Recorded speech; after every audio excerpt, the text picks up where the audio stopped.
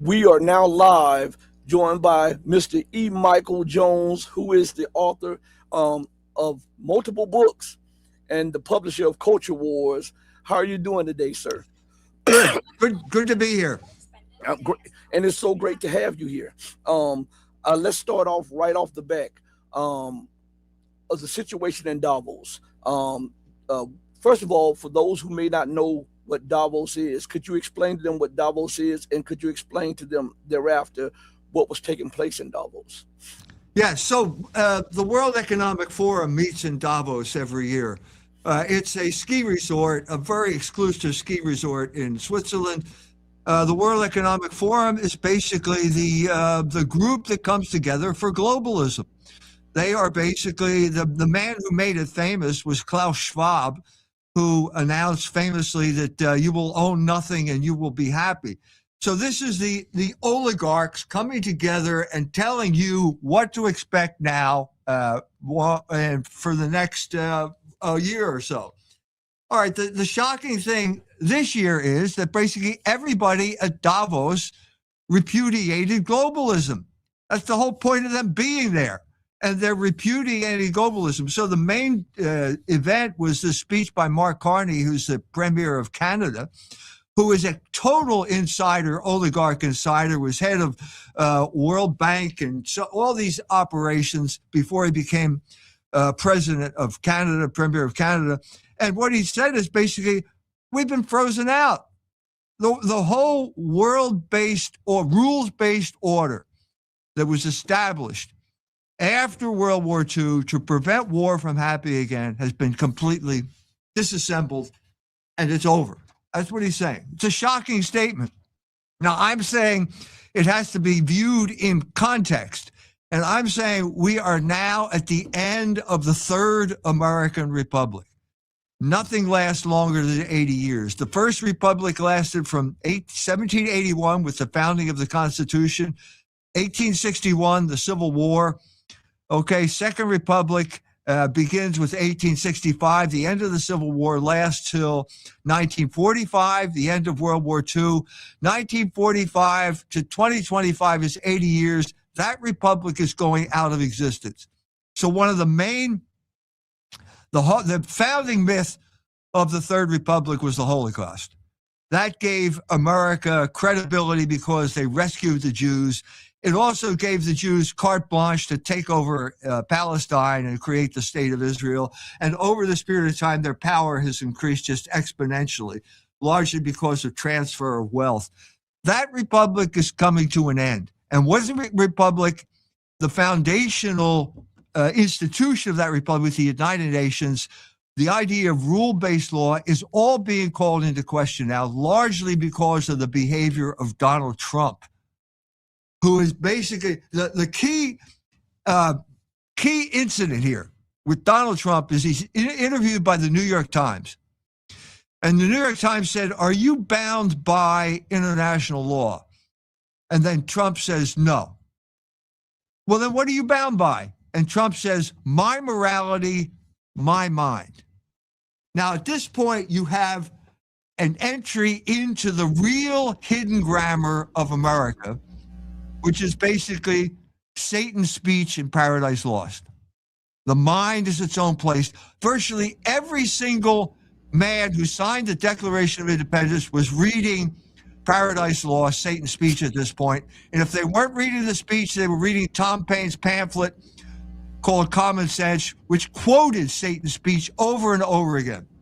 So you have, here he's revealing the hidden grammar of the empire at the very moment when the supposed explanation, which is rule-based order, the United Nations, all of this type of stuff to put an end to war, that's collapsing. And now the hidden grammar is coming up, and the people, Carney, are saying, "Hey, it doesn't work anymore. We're out of here."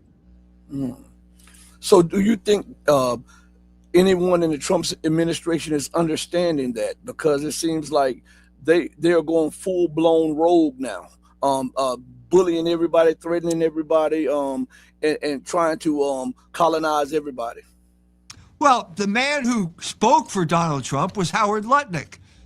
So he's Secretary of Commerce. You'd think he'd be interested in global trade, okay? And now he says basically it's America first. We are supporting America first. We outsourced way too much of our infrastructure during the 1980s, leveraged buyouts of the 1980s. That idea is over. We're going back to America first, and everyone else should follow the same type of protectionist policy as America first. So you've got across the board, everyone's agreeing that it's over, all the way from an insider like Mark Carney in Canada to an insider in the Trump administration who's recommending America first.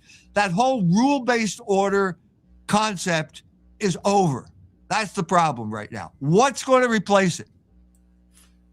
So if they understand that, then why are they continuing to try to maintain it through war and the theft of resources? From your opinion, the theft of resources and the threats to nations and more war. Well, they're not trying to maintain it. They are basically saying, no, you're right. It's over. We don't believe the United Nations anymore. We don't believe in that institution. Trump is going to create the Board of Peace as the replacement for the United Nations. He'd pay $1 billion. As long as you pay the $1 billion, you can be president of Nauru, which is a blob of bird shit in the middle of the Pacific Ocean, and he'll put you on the board. So he has gone in the exact opposite direction. It's might makes right. That's what he's saying. I don't care. No law binds me because I am faithful to my mind. The mind is its own place. That's what Satan said in his speech in Paradise Lost. It's been a traditional idea throughout American history. Ralph Waldo Emerson, in Self-Reliance, famous essay, middle of the 19th century, says, nothing matters but the integrity of your own mind. And then someone says to him, well, suppose that's from below. And he says, if that's from the devil, then I am of the devil's party. This is the hidden grammar of America. The Ayatollah Khomeini was right when he said America is the great Satan. That has been the hidden grammar. So now we are going to throw any pretext that we're following law, just throw it overboard. And from now on, it's Donald Trump's mind, and whatever he wants to do, he's going to do, and there are no restrictions on him. So that's pushing us closer and closer to more conflicts. And how do you think that the U.S. will be able to maintain this push for war and this hyperdrive for colonization when the dollar is just this year alone lost 10 more percent of its value, and since 1913 or 1914 it's lost 97% of its value, and now you see other people are just dumping U.S. treasuries. How, if the dollar is the life's blood of the American empire and America is the weight-bearing load of Western domination, how long can this go on? Can't go on. It's over. It's ending. I said before, God appointed Donald Trump to bring about the end of the American empire. And that's what he's doing. He doesn't understand what he's doing, but that's what he's doing. Okay? And so the short answer to your question is the U.S. military. So we don't need anything. We have the strongest military on earth. And if you have something we will simply take it. That's the story of Venezuela. That's the story of Greenland. Now, you can't just do that and not expect some type of pushback. And so what happened is the pushback's going to come from Canada. Canada just joined BRICS. Do you know what that means? That means we have a hostile border now, the longest hostile border in the world right now between the United States and Canada, because Canada is now allied with China and Russia. Russia's right over the polar ice cap. Now, they pushed back. The Canadians are not going to take it anymore. Same thing with the Europeans. So they're saying now, okay, you take Greenland, we're taking every single military base in the United States. The man, he doesn't understand. NATO and the United Nations were created to ensure American hegemony over the entire world, certainly over Europe. He doesn't understand that. He doesn't understand his own institutions, so he's unhappy about what's happening with NATO, comes up with a pretext, and then he says, I don't care. You can't do without us. Now, one of the stories that I've heard about pushback is why did that first threat on Iran fail? Why did it fail? They backed down. What I heard was that the Denmark, which is technically the owner of Greenland, was so outraged that they shared their files about every Mossad agent in Iran, and they sent it to Iran. Iran was able to capture those people and then sent a message to Israel saying, if you attack us, we hang these people in public tomorrow. The other variation on the story is that Russia sent Iran the technologies that allowed them not only to block Starlink, but to reverse engineer Starlink, and they got the names of every Mossad agent in every person who's downloading Starlink is suddenly available to the Iranians. They arrest these people, and then suddenly the whole thing is called off. So either way, what you're seeing, I think, is pushback from the people who no longer want to go along with this, simply saying, well, we're going to stop it the way we know how. So do you think that in this desperation that the United States will go to war with Iran? Because I've been told that they're going to war with Iran. That's so I'm getting two conflicting stories. An Australian who does a blog gave a detailed account of basically how the attack's going to happen Saturday. It's going to happen this coming Saturday. There are other accounts disputing that. Trump now just issued a statement, classic Trump, saying, we are bringing the biggest armada in human history to Iran, but we want to make a deal. Let's make a deal. So it's classic Trump strategy of putting this maximal threat onto someone and then saying it's all bluff. We just want to make a deal. That's what happened with Greenland. Basically, the EU, European Union, gave him everything he wanted just because of that massive threat. It's not going to work with Iran. It's not going to work with Iran.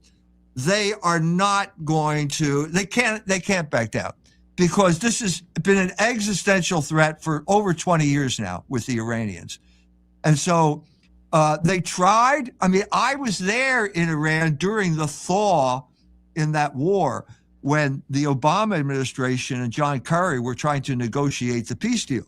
So that was a whole new era. We traveled all around Iran, and I thought we were going to normalize relations. Trump did it overnight. Hey, revoke the deal. This is classic Trump, because Bibi Netanyahu didn't like it. And now we're plunged into a war that the United States cannot win. The United States cannot win this war. This is not Venezuela.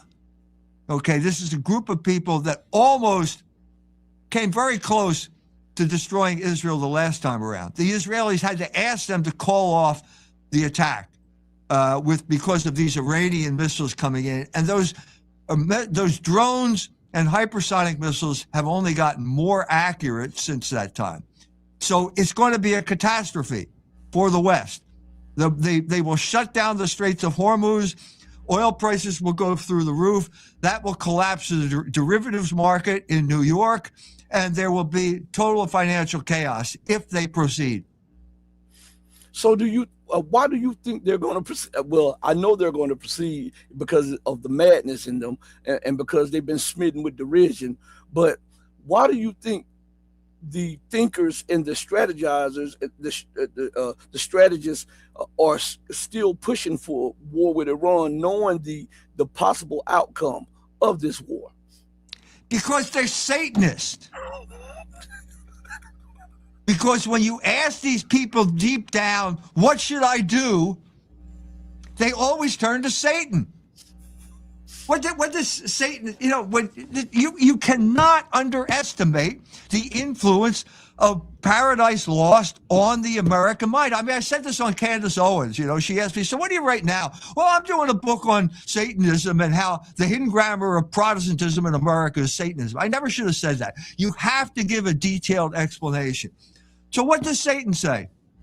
He wakes up, the revolution has failed. They're in hell now. And he says, hey, we're in hell already. They can't make it worse for us. This is the mind here is formed by these totally unrealistic categories. that make these people disconnect from reality. That's the only thing. They have this mentality. The Jews, the Israelis, Jesus Christ said to them, your father is Satan. And so they got this sense, it's coming to an end. They know this 80-year curse. Ehud Barak has said nothing lasts. No Jewish kingdom has lasted longer than 80 years. That's 2028. That will be 80 years after the foundation of Israel. We have to have this desperate moment, this last strike. We'll go against God. We'll make that final strike, and that will solve all of our problems, and we'll live happily ever after. That's the mindset of desperation that comes to people when they know something's ending and they feel they've got to do something. We have to do something to preserve the Third Republic, American hegemony, Israel, whatever. We got to do something. Don't just stand there, do something. That's the mentality. So they are still inebriated on the thoughts of what America used to be in the power she used to be able to. Absolutely, you're absolutely right. 1945 is the founding day year of the Third Republic, and America ruled the world. Technically, okay, they still had this deal with communism.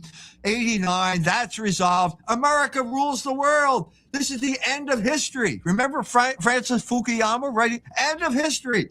No more conflict. Who is it? Friedman, Thomas Friedman writes a book, 1999, called The Lexus and the Olive Tree. Commerce, all we have to do is promote globalist commerce and there will be no more wars. This is the type of crazy shit that policymakers were taking seriously in Washington. This is crazy.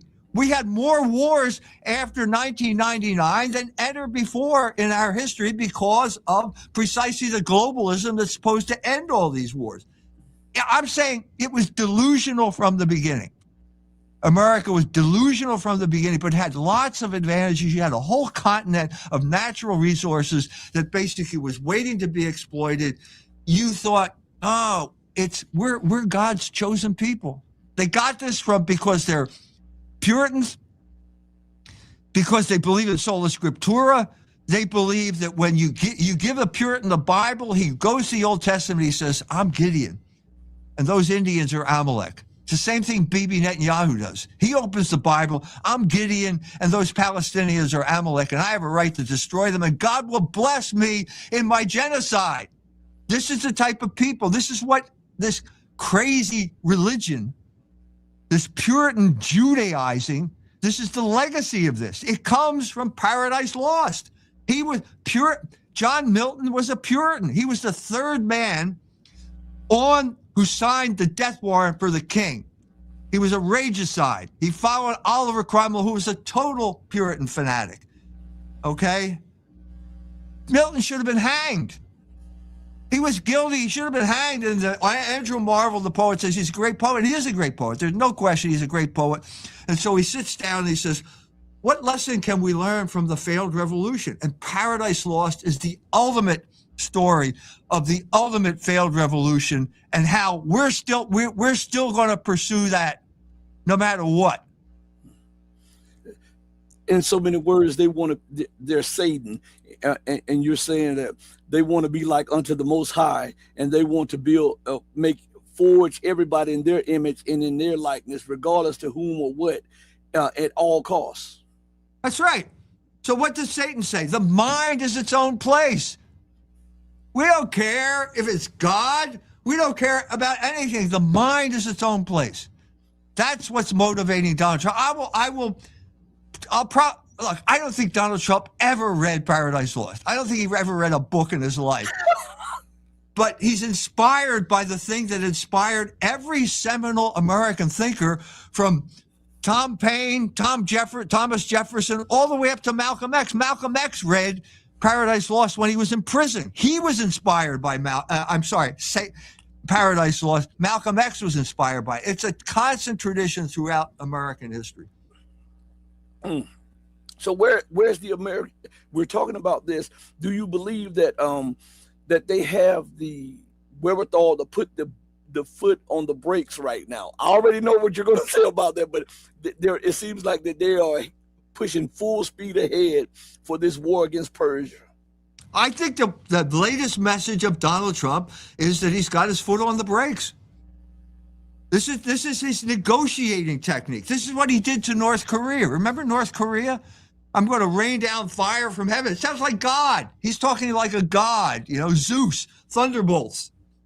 And he backed out. North Korea still has the same amount of nuclear weapons. Probably have more nuclear weapons than they had when he dealt with them. It's a negotiating technique. So I'm saying that there is a good chance that he will back down. There's a good chance because everything depends on the mind of Donald Trump at this point. But backing down, I think so many things are dependent on Iran. America's in such a position now that they see China rising as the global power. They see the reemergence of Russia. They see Iran emerge as a strong regional power. And at the same time, America and the West, they're not in the same position that they were. And if they take on Iran, they believe that they can get a three-for-all. They can knock out Iran. They can break up the Belt and Road Initiative. They can knock out the North-South corridor, and then they can surround Russia completely. So I think that they're thinking, hey, it's now or never. Absolutely. I think you're absolutely right. I think this is the mindset among the Israelis and the Israelis who control the United States and also that faction in the military. It's like we are so powerful, just do it. Do it. That's it. One final stroke, and that's going to be the end of the American empire. If that's going to be a bridge too far. I'll give you an example. The Abraham Lincoln task force, that's an aircraft carrier, is now in the Persian Gulf.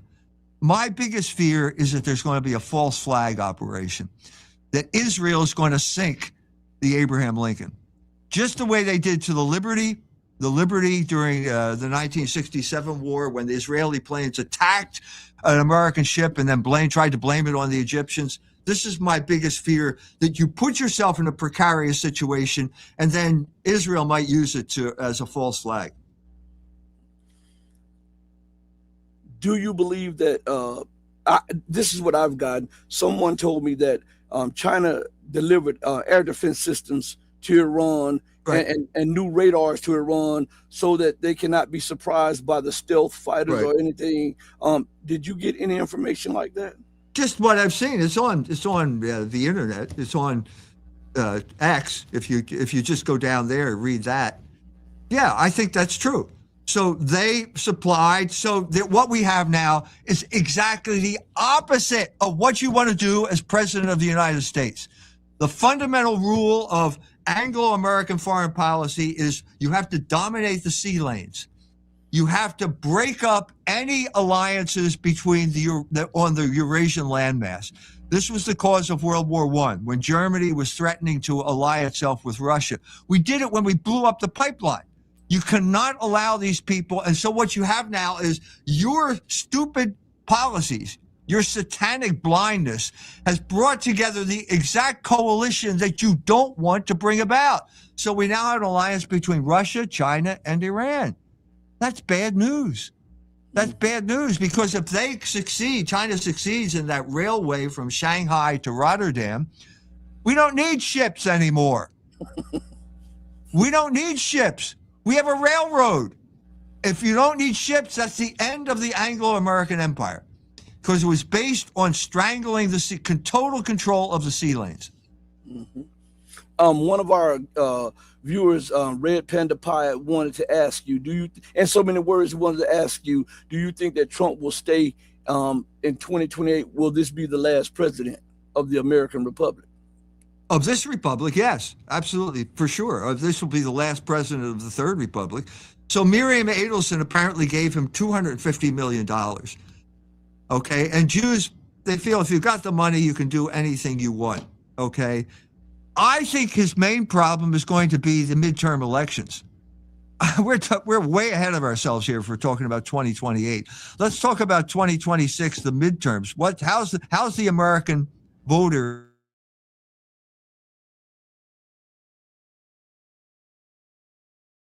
going to resist here. I'm going to make a confession to you. I voted for Donald Trump this time around for one reason, because he said he was going to end the war in the Ukraine within 24 hours. He has broken that promise. He's gone totally rogue. And I think that there's going to be a rude awakening in 2026. And after that, maybe we can talk about 2028. But first, he's got to deal with 2026. Hamza Ali says, there is no backing down from America. They will unleash the Epstein videos if he dares not to go to war, in so many words. Do you think so? I think that's right. I think he's very upset about what, God knows what he was involved in. Well, as a young man, I mean, he was hardly a model of chastity, as far as I can tell. So who knows? The Epstein operation was a blackmail operation. They were there to film people engaging in sex with underage teenagers. I think that's a very plausible explanation. But do you think that, and this is where it gets back to his psyche, a man is willing to bring down the republic to try to save his skin, but at the same time, bringing down the republic will cause him to lose his skin. Because if he goes to war with Iran, as you said, we're going to have skyrocketing inflation. We're going to have oil prices to the moon. We're going to have the economy is already spiraling out of control right now. And to go to war with Iran would mean to collapse to put the thermite and nuclear bombs right at the base of the economy. Right. Okay. Now we have to say there is Trump and there is God.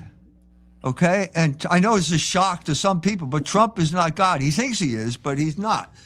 And so how does God move throughout human history? God is in control of human history. Obviously, when you say that, the first objection is, well, what about evil? Are you making God responsible for evil? No, I'm saying Hegel came up with an idea. It's called the cunning of reason. God allows wicked men. There were forces in history like Alexander the Great, like Napoleon. No one's claiming they were saints, but in some sense, they were doing God's will by following their passions. God took that evil and turned it into good. That is the fundamental factor in human history. It's in the book of the Bible, book of Genesis, where Joseph is sold into slavery, into Egypt, but God has a bigger plan here. That was evil. But then he comes to head of the granary. Now he can feed Israel at the time of famine. And he turns to his brother and says, the evil you have done to me has been turned by God's power into good. So I'm saying God appointed Trump to bring an end to the American empire through his passion, through his megalomania, through his narcissism. He will bring about the very opposite of what he intends. He thinks he's putting America on a firm foundation forever. He's going to bring about the very opposite of what he intends. And that's how God works. He takes you through that delusion, and he uses what you think are your strengths. He uses those to bring about his will. Absolutely. And your weaknesses also, he uses it when you think that you're getting over him, when you think that this is going to happen. The supreme being uses that to further his will. And what we're seeing is the collapse of the American empire, but we're also seeing, as you said, the collapse of the American republic. And I think a lot of nations around the world are silently cheering this on because they are tired of that nation that set up on the hill, that exceptionalism that America says that I'm the boss, rules for thee, not for me. What do you say on that? They're not saying it privately. They're saying it out loud. That's what Davos was. That's what Mark Carney said at Davos. He's expressing all of the fears, the anger that countries like Germany feel, France, all those middle countries, NATO, the European Union. They've all been frozen out. He treats them with contempt. And finally, Carney's articulating this and saying, no, you can't push us around anymore. And after that, I want to bring, I don't know if you're aware of this, but, there was an F-35 deal between Canada and the United States. And the Canadians are saying that they are reconsidering the deal. And Trump said that if they don't go through with the deal, that the U.S. would fly F-35s through Canadian airspace and dominate the skies. What? I mean, this guy, it's like he doesn't care if he alienates enemies or No, allies alike. yeah, you can't do that. You just can't. Once, look, the United Nations, NATO, they were all forms of American hegemony, but you had to be polite about it. And the fiction that the United Nations was based on was popular sovereignty. Do you know what the beginning of the United Nations Charter is? We, the people of the world. Does that ring a bell? Constitution begins, we, the people of the United States. So it's imposing this American fiction on the entire world. And everybody went along with it. It seemed like a good idea because you cloaked it in the rule of law, order. What is it? Rules-based order of the universe, of the world. That's why it sounded like a good idea. You can't just suddenly disrupt this and say, "No, I'm boss." Like something might, I'm the boss. You look weak when you do that. And suddenly the whole facade collapses. And now, where do you go? You go to total will? You think one man's will is going to rule the entire world? It's not going to work. So I'm saying they should have gone in the opposite direction. Because I think that what we're seeing here, our conversation, all of these conversations on the internet, is a consensus is forming here. That you simply can't do that, that the whole United Nations thing, that was kind of a fake, that was the United States using covert means to impose its rule. Let's go in the opposite direction. Let's try and find a fundamental principle of unity for the entire world. What is it? It's reason. We are rational creatures. We can talk to each other. That should be the basis, not this we the people. That was phony. It has no foundation anyway. I'm saying that, again, you could talk about the cunning of reason. I mean, I was in Mashhad in Iran, and Alexander Dugin was there, and he started talking about the multipolar world. Okay, I understand what you're saying, but look, Alexander, you're giving a speech in English to a bunch of people in Iran because we have a global consciousness right now. We have this global consciousness. If you go back to Alexander the Great, conquered the known world. What was the legacy of Alexander the Great? It was the Greek language. He provided the lingua franca for all of those people. They could now all talk to each other because they had Greek. And it was so important that the founding documents of Christianity, the gospel of St. John, it's written in Greek. Greek philosophy was the positive outcome of Alexander's empire. And I'm saying the English language is now the lingua franca for the entire world is a positive outcome of the American empire. And that now we can talk to each other, and therefore we do have a real basis for a global consensus. Do you think that Russia and China will allow America to destroy Iran? This is a question I should have asked. No. It's an existential threat. China gets a lot of its, I don't know exact percentage, but gets a lot of its oil from Iran and the Persian Gulf. The world cannot allow Donald Trump to do something stupid that will shut off the Straits of Hormuz. The world cannot allow this to happen. The consequences are just too catastrophic for everyone. And so I don't think they cannot allow this to happen. I think when you become desperate, you become irrational. And sometimes you're right. Absolutely. And sometimes the irrational thinking takes over, and what's rational to an irrational person is not rational to rational people.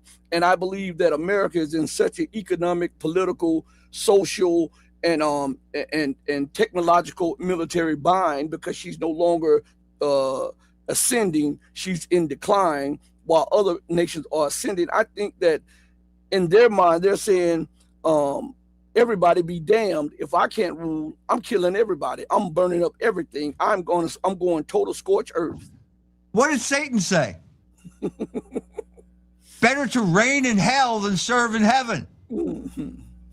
That's the mindset of these people.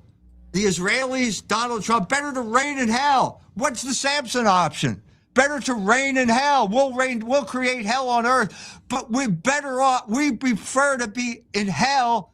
Better to reign in hell than serve in heaven. You have to understand this speech by Satan in Paradise Lost if you want to understand the mindset of these people that's going on right now. So they are totally insane. Well, let's go back. Irrational. What did I just propose? What is the fundamental basis for communication throughout the world among everyone? It's rationality. It's speech.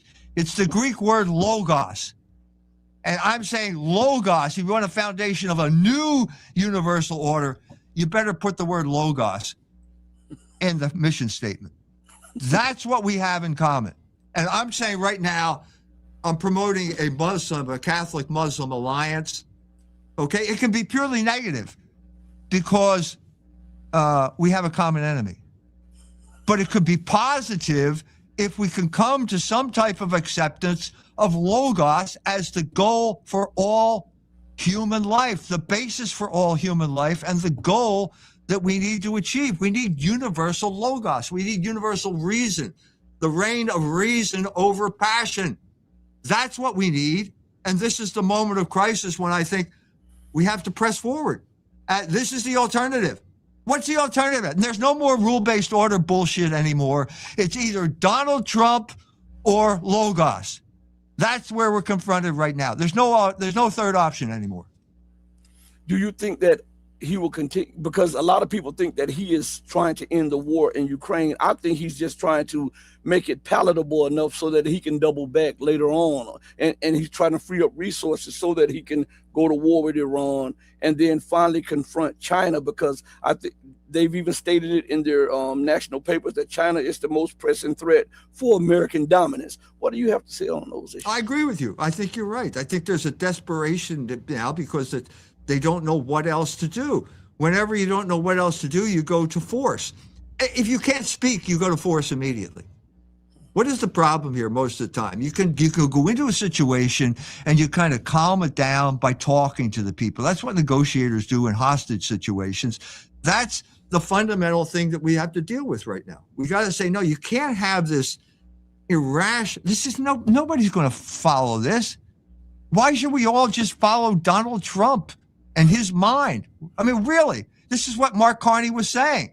Basically, look, we went along with it when it was the rule-based order, but now it's obviously just Donald Trump. Why should anybody follow America when it's just the ego of Donald Trump? That's a recipe for failure. Got to have some type of alternative. Do you see any way out for the American Republic and the American Empire? Yes. Don't go to war. Stop. First step, do not attack Iran, and then walk it back. Walk it back. And I'm saying, let's say, okay, I agree with you. We the people is not going to work anymore. But there is an option, and I'm proposing the option. You want my slogan? When I get my building, when they tear down the United Nations and they put the E. Michael Jones building up there, there's going to be a statue of me in front of for saving the world, okay? And you know what's going to be carved on the bottom of that statue? Logos is God. Think about that. This is the basis of my dialogue right now with the Muslims. I'm talking to a lot of Muslims now on the internet. I'm in Iran, all over the place. I'm saying let's think about this now. Let's have this as the foundation. Logos is God. What do you think? What do you think? I think that desperation breeds irrationality, as I said, and I don't think. Let me back it back. In a perfect world, and they would put the foot on the brake. But I think that they have been smitten with derision, and they have become accustomed to what I say goes, and that if you dare challenge what I say, regardless of what the condition may be, I think that I have enough resources and enough military power to carry out what I'm doing. I think I can beat God. That's their mind. What do you think Satan thought? He thought he could beat God. He rebelled against God. That shows you the type of suicide mission that he inspired here with these people. Of course they think that way because I have power. I have military power. I don't need reason anymore. I have power. That's a bad recipe. That's a recipe for fall, for destruction. That's a sign you're on your way out. You're on your way out when you start talking that way. Mm-hmm. And that's what I'm saying. I don't think that they can put their foot on the brakes. I don't believe, because if that is the case, if they were rational enough to do it, they would have done it before. Absolutely. And I think being drunk on empire, being drunk and then at the same time, it's almost like a boxer.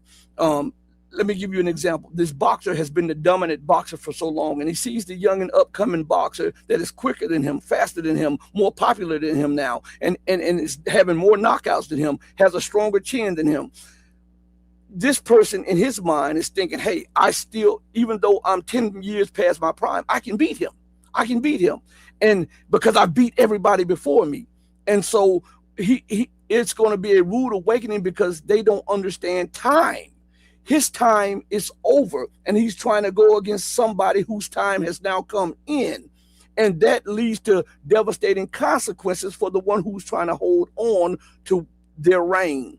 And not only will they lose, but they lose badly. And I believe this is the position that Trump and the Western world is now facing. They've dominated so long that they are drunk on who they used to be and the power and the influence that they used to have, and they don't want to come to terms or to grips with rising powers or equal powers. That's why in the stated policy they say they will not allow any nation or combination of nations to rise to near peer or peer power. Absolutely. Yeah, you're absolutely right. So let's continue your metaphor a little bit. What happens when you fight one too many fights? What happens?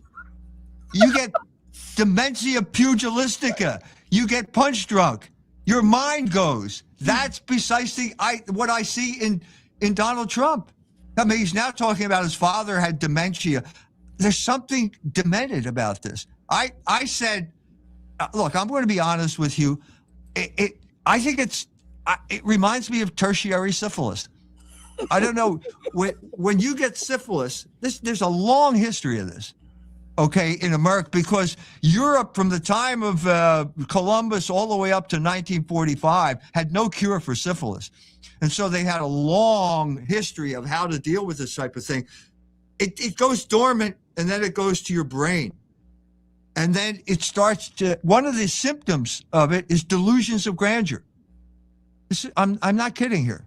You have a guy like Howard Hughes, had syphilis. Left untreated, couldn't treat it. What does he do as his final act? The Spruce Goose. It's an airplane that's so big that it can't get off the water. Comes up about 5 feet off the water and then goes back down again. Nietzsche. Wilhelm Reich. I could go one person after another. Bram Stoker, the guy who wrote Dracula. Dracula's about syphilis. The last book he wrote is called The Lair of the White Worm. The white worm is Treponema pallidum. When it goes to your brain, your brain starts to rot, and you have delusions of grandeur.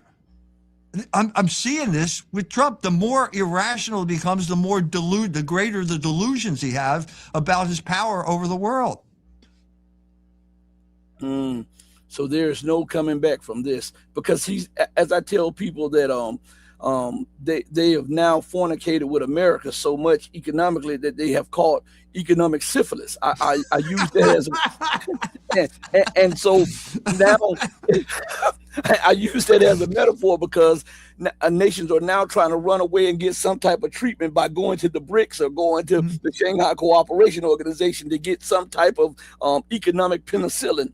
Do you believe that we're in such a condition now that the economic syphilis, the political syphilis, has set in so bad in the U.S. that it has caused a state of dementia? Well, there are people who are going along with him. I can't imagine anyone who in his right mind who would go along with him. But I think maybe let's look at Europe. Europe has some type of debilitating disease. I mean, I lived in Germany. I'm more familiar with Germany than other places. Why did they not look into who blew up their pipeline? What type of country is it that where somebody takes your lifeline in terms of energy that you need for being the prime man, and you won't even look into it? There is some type of debilitation here that you could talk about using medical metaphors like syphilis. I think it's more important than simply ignoring it. And what do you see the future of the European Union? Because it It's seems like they broken. put a gun to their head. It has gone to their head. They believe these myths that no one believes before, that nobody believes anymore. So J.D. Vance went to Munich, and he said, "Okay, it's over. We're not. We're not going to believe. We don't believe in the European Union anymore." The Germans were so upset. The prime minister, burst into tears. I mean, it's like, Donald, we sacrificed our life for you, and now you're leaving me. It's like, again, some type of sexual metaphor here, which is the only way is the spurned. So, as we know, hell hath no fury like a woman spurned. And I think you're going to see first of all, they burst into tears because Donald left them. Did you ever hear what that Baerbock? Do you remember Baerbock, who was secretary? She gave a speech, was what the most bizarre speech in the history of German diplomacy, where it's in English. She always speaks English. I don't know why she speaks English. It's as if she's ashamed of speaking German. She says, "We love you, Ukraine. We will never leave you, Ukraine. We will stay with you." Wait a minute. Are you talking to your boyfriend, or are you talking as Secretary of State about another country? They are so committed to this failed ideology that the first thing is going to be tears, and then it's going to be anger, like the spurned woman. Excuse me. So with the movement of gold from west to east, and now we see the United States in the Western world can no longer suppress silver and gold prices. What does that mean for the dollar, and what does that mean for the health of the Western world? Because we know that gold is in short supply in the West now. Yeah. Now, there are people out there who want to go back to the gold standard. That's a stupid idea. It's a bad idea. I wrote a book called Barren Metal, A History of Capitalism as the Conflict Between Labor and Usury. Labor is the source of all value. Gold is a metal, okay? Everybody likes it, okay, but it can't act. Labor, in order to create wealth, you have to be able to act.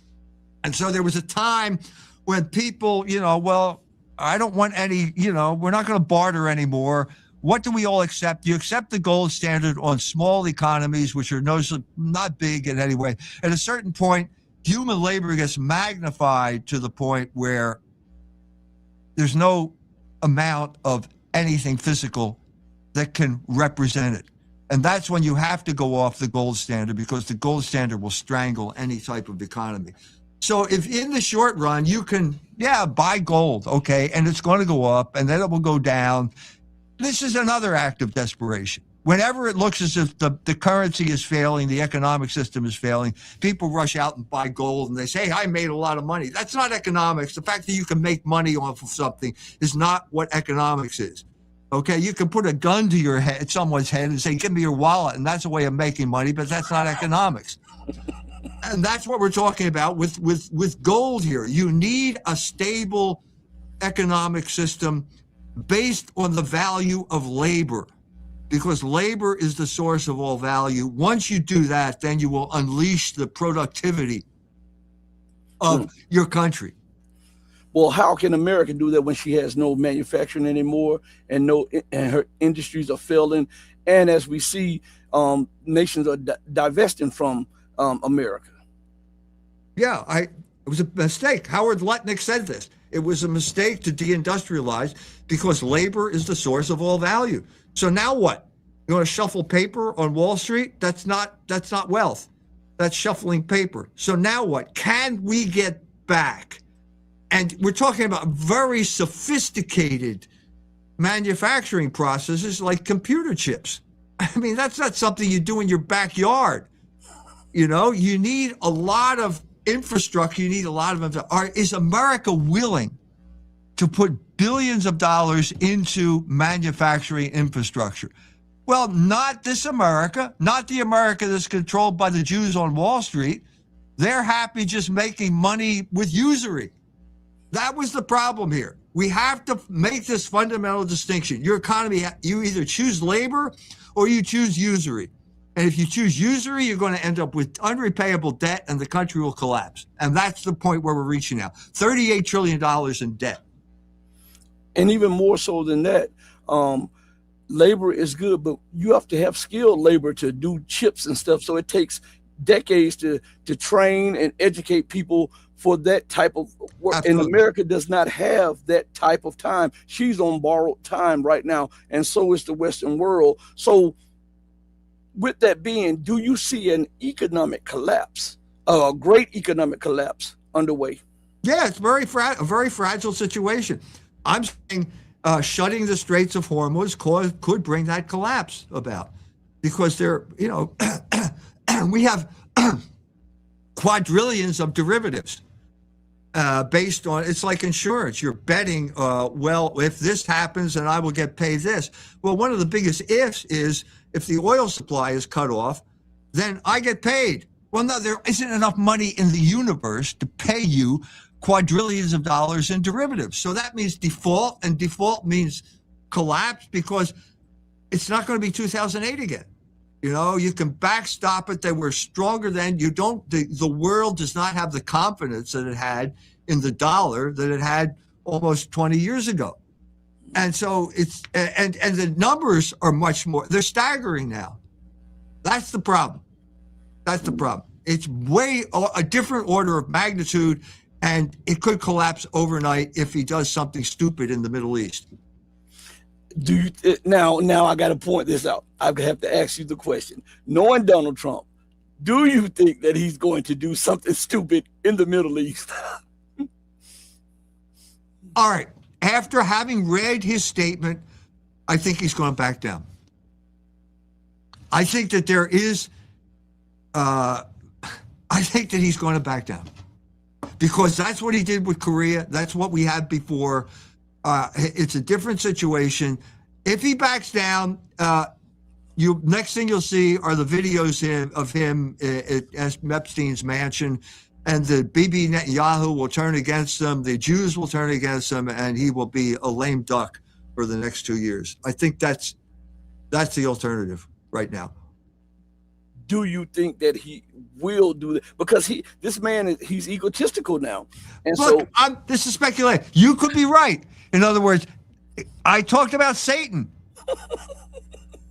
Satan thought he could dethrone God, and he actually engaged in a real rebellion against God. What, are you crazy? Well, that's the satanic element. Maybe you think you can overthrow God. You're so powerful. Satan did it. Satan is his hero. Satan, every American, when you read that speech in Paradise Lost, the American's heart starts beating faster. They say, yeah, that's the guy I want to be. All the way from the founding fathers, all the way up to the president, to Donald Trump. That's the man. I'm going to stand up. I'm going to take this laying down. Better to reign in hell than serve in heaven. One of our viewers says this, and I agree with her. Violet Quinn Law says, I don't think the U.S. can afford to send that many aircraft carriers somewhere and not carry out an operation. That's another. I can understand what you're saying. But on the other hand, put in Trump's latest statement. Let's make a deal. I mean, you have to weigh both of these factors. You got a situation, you could say it's like World War I. Once the trains started moving, the war was inevitable. So if we're talking about megalomania, a megalomaniac will say, hey, stop it. I'm in charge. Stand down. Back to port. That fits in with his megalomania. But can he do that at this time? When we're looking at this, it's very important that we have to look at the time. Everything is against the American empire right now. And as we said in the beginning, this breeds desperation. And Right. we're not thinking with a clear mind here. We're No. thinking from the mind state of, hey, China, if I only have this amount of resources, so I have to try to make a deal with Russia. I have to try to overthrow Venezuela real quick in my hemisphere, and then I have to make a play on Iran, because if I make a play on Iran, it's the weaker of the three powers, and maybe that'll give me a chance to confront China, because if I don't do it, it's now or never. If I don't do it, China becomes the number one power regardless. It's already the largest army, the largest navy, and they said next year, a year after that, it'll be the largest air force in the world. It has the largest manufacturing base, it's the largest lender, the largest trading partner to 150 nations. It is the engine to BRICS, the Shanghai Cooperation Organization, and its industries helped Russia when Russia was struggling in the beginning against NATO or whatever. So right now we're looking at desperation. So when I we agree. look at this, we have to look at it from that point of a desperate leader that is vying for time, because he has not renounced American exceptionalism. No. He has never renounced that America must dominate and America must lead. So Right. with that in his mind, and the time being against the empire, how can he back down? Because he's not going to win. So the question is, how many adults are in the room? It's going to come down to this, because the problem here is you can become a colonel on your military expertise, but to get to a general, you have to become political. And these are the people that are surrounding Donald Trump. So the question is, are they going to give him the honest military assessment, which is basically you can't win? That's what he caused him to back down the last time. Or are you going to go with the people who have the same satanic mindset that you do? And we're that close. We're that close. If we strike now, it will all be downhill after that. And people will build statues in our honor, and it will be heaven on earth. Who's going to prevail? I mean, you've got both sides, people talking from both sides there. Probably weighed in favor of the fanatics, the satanic fanatics, because they're political. But I can see it going either way. Mm-hmm.